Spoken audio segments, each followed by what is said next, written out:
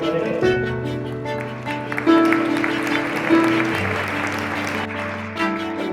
Carmen Costa Ventura.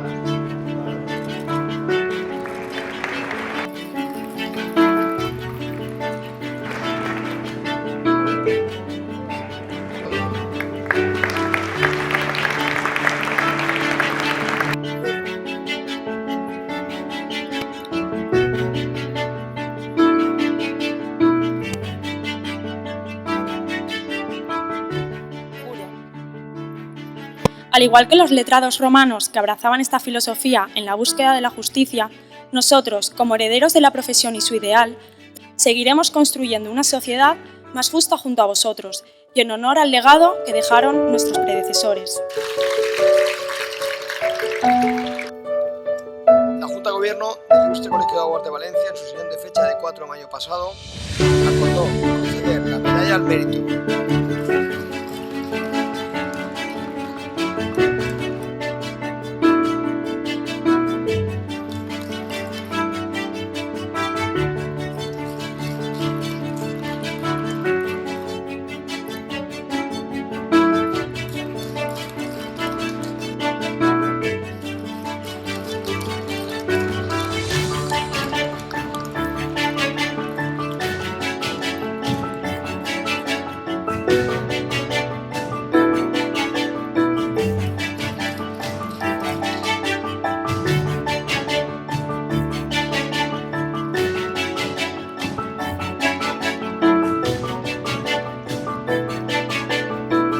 Desde las Juntas de Gobierno tenemos la responsabilidad de representar a los letrados y letradas, debiendo servirles con humildad y con compromiso, luchando siempre por defender la independencia y dignidad de nuestra profesión.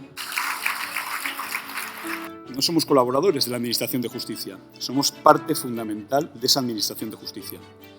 Hoy es un día de felicitaciones, de enhorabuenas, de celebraciones.